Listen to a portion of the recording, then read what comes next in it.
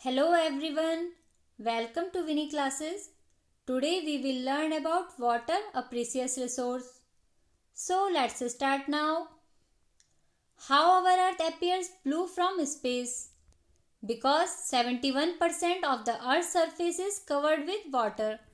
हमारा अर्थ स्पेस से ब्लू दिखाई देता है बिकॉज अर्थ के सरफेस का 71% पार्ट वाटर से कवर्ड होता है। 71% पार्ट में 99.9% साल्टेड वाटर होता है जो कि पीने योग्य नहीं होता है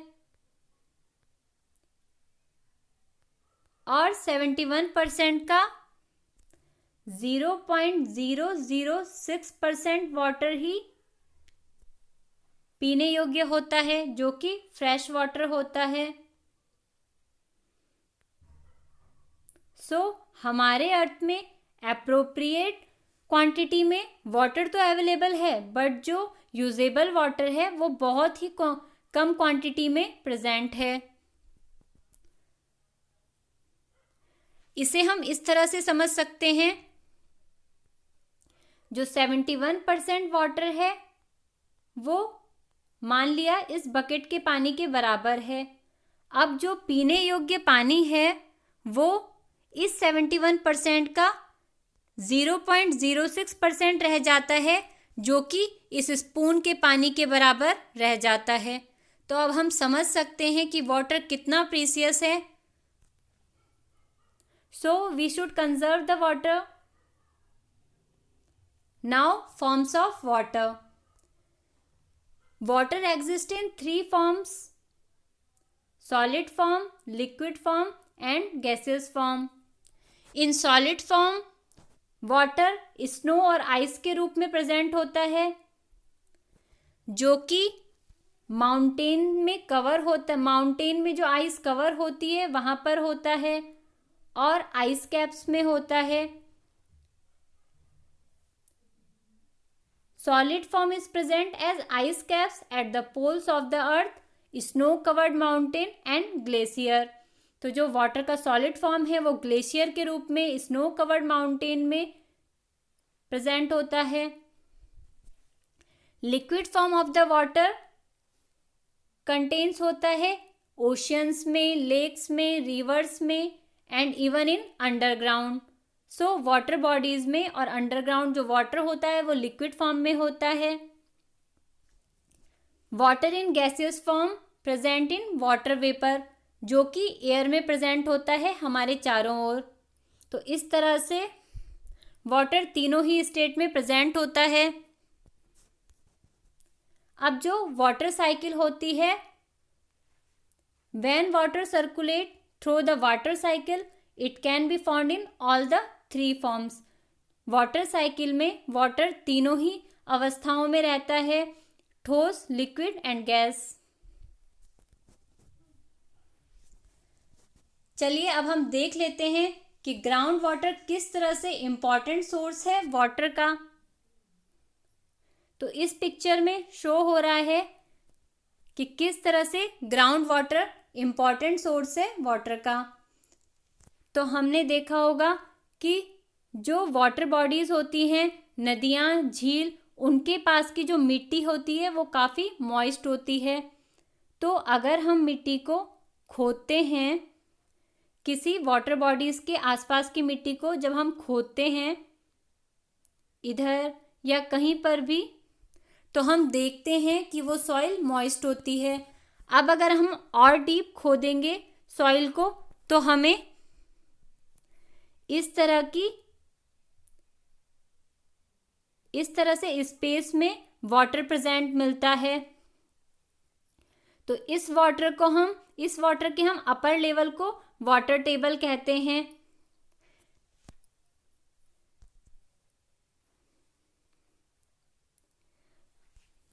So the upper level of this layer is called the water table.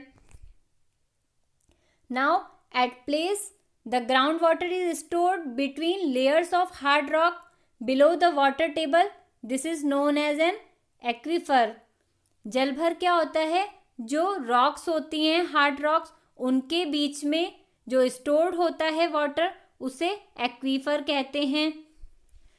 और जो वाटर नीचे स्पेस में प्रेजेंट होता है उसे ग्राउंड वाटर कहते हैं।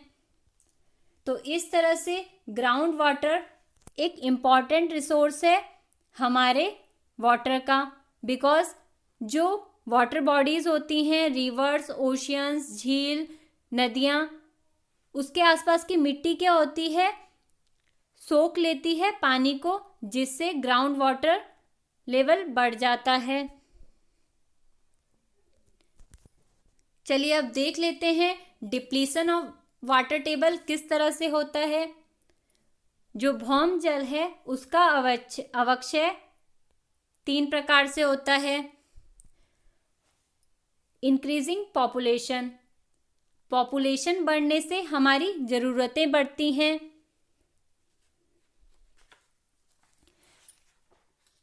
Increasing population creates demand for construction of houses, shops, office and roads. इसकी वजह से जो ग्राउंड है, पार्क है या प्ले ग्राउंड है, वो कम होते जा रहे हैं। हम जितनी बिल्डिंग्स का निर्माण करेंगे तो जो भूमि है, ग्राउंड है, वो नहीं रह पाएगी और वो सीमेंटेड हो जाएगी। तो इस तरह से जो वाटर होता है रेन का, वो भूमि के द्वारा, ग्राउंड के द्वारा सोखा नहीं जा सकता, जिससे कि जो वाटर टेबल है, भौम जल है, उसमें कमी आ जाती है। The second reason is increasing industries के बढ़ने से भी जो वाटर का डिप्लीशन है वो हो रहा है, बिकॉज इंडस्ट्रीज के लिए वाटर की नीड होती है।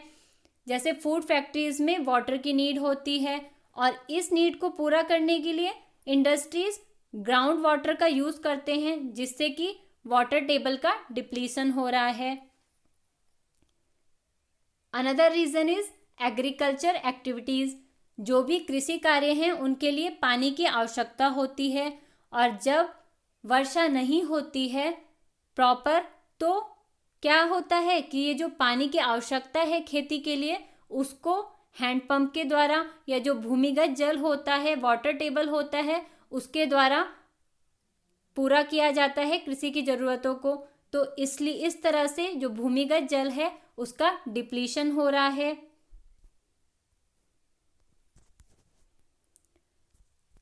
अब ये हमारे इंडिया का मैप है, जिसमें जो डार्क पर्पल से शो हो रहा है वो हैवी रेन एरिया शो हो रहा है। तो इस तरह से मेघालय में और अरुणाचल प्रदेश, केरल और कर्नाटक के कुछ क्षेत्रों में बहुत हैवी रेन होती है, जो कि 400 सेंटीमीटर से अधिक होती है। इसके अपोजिट सबसे कम वर्षा रेगिस्तानी इलाकों में होती है, जैसे राजस्थान में और लद्दाख के कुछ क्षेत्र में।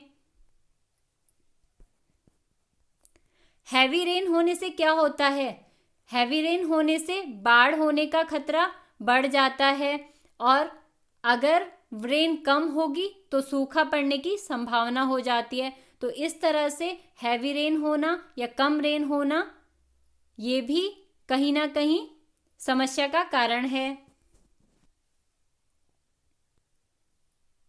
चलिए अब हम देख लेते हैं कि हम किस तरह से वाटर मैनेजमेंट कर सकते हैं।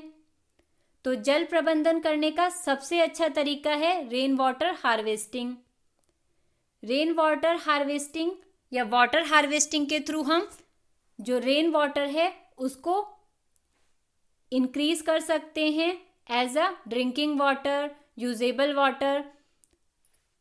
रेन वाटर हार्वेस्टिंग में हम जो रेन वाटर है उसे एकत्रित करके टैंक में या डायरेक्ट ग्राउंड वाटर लेवल को बढ़ा करके हम वाटर मैनेजमेंट कर सकते हैं।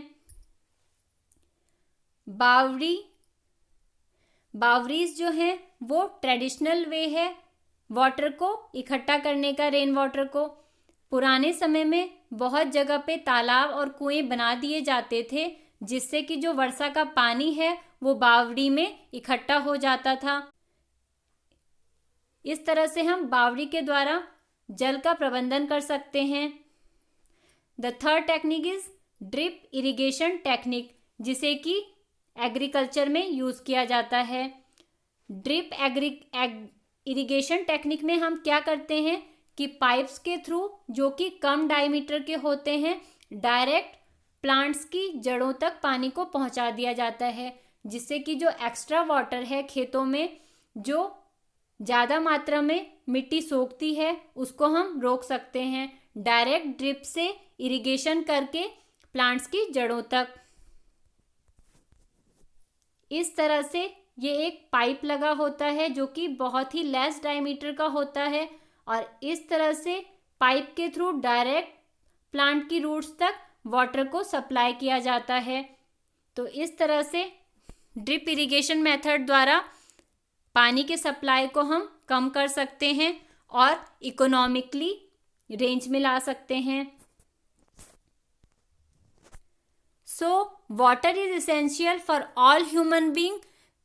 There can be no life without it. So, save water and save life. Thank you.